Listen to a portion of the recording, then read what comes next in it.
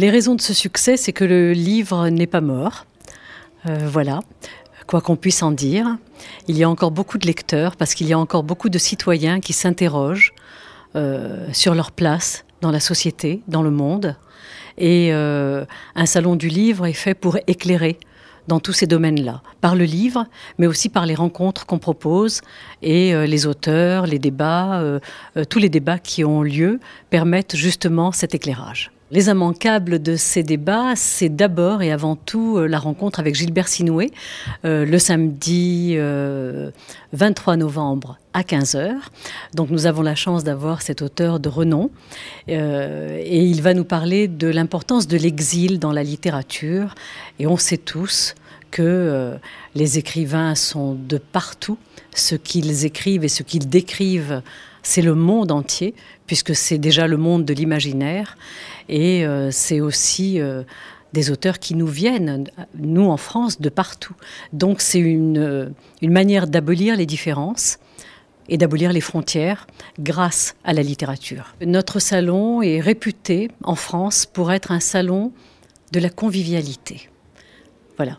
Aussi bien les auteurs qui viennent depuis maintenant 27 ans, et ils sont nombreux, on peut dire qu'ils sont, je ne vais pas dire au nombre de centaines, puisqu'il y en a 100 par an, donc je peux vous dire qu'ils sont au nombre de milliers.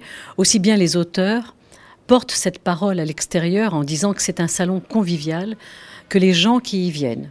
D'abord, l'entrée est gratuite, donc tout le monde peut y venir, à n'importe quel moment de la journée, du mardi au dimanche, du matin 9 h jusqu'au soir 20 h. Voilà, en gros, c'est à peu près ça les horaires, même s'il y a des jours un petit peu moins extensibles. Voilà.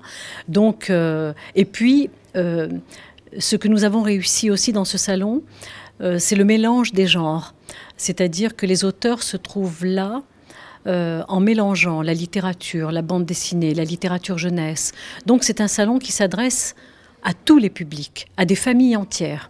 Et il n'est pas rare de voir, le samedi ou le dimanche, des familles entières débouler à l'entrée du salon et chacun s'expatrie partout, dans tous les pôles, dans tous les lieux du salon, parce que chacun y trouve son compte, chacun est attiré par quelque chose. Voilà. Donc dire que la porte est facile à franchir, hein, que le livre est accessible à tous, simplement parce que le livre est le lieu de la rencontre. Voilà. Et les rencontres sont pour nous essentielles. J'ai invité Laura Adler à la dernière minute dès que j'ai su qu'elle sortait son premier roman, parce que je l'ai déjà invitée dans la mesure où elle est directrice de collection, où elle parle de la littérature des femmes. Chaque fois, elle sort des livres plutôt comme accompagnatrice d'autres auteurs. Et là, c'est la première fois qu'elle écrit un roman.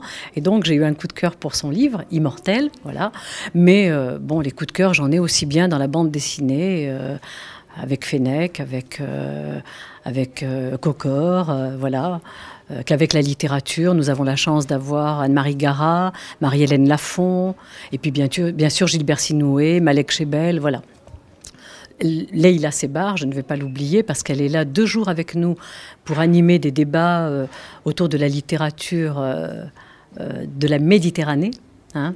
Littérature du Maghreb, littérature musulmane, littérature avec une enfance juive en Méditerranée musulmane. Donc c'est tout ce berceau des cultures de la Méditerranée dont elle va nous parler. Voilà, donc les coups de cœur sont multiples, mais la littérature est là pour nous donner ses surprises. Le thème est un choix collectif. Donc vous savez que la Ville aux Livres est une association. Et dans cette association, il y a des bénévoles, les professionnels de la médiathèque, de la ville de Creil. Voilà. C'est donc ce terreau qui travaille toute l'année, qui choisit un thème. Alors parfois c'est en rapport avec l'actualité, en rapport avec quelque chose qui nous interpelle, ou en rapport à des questionnements.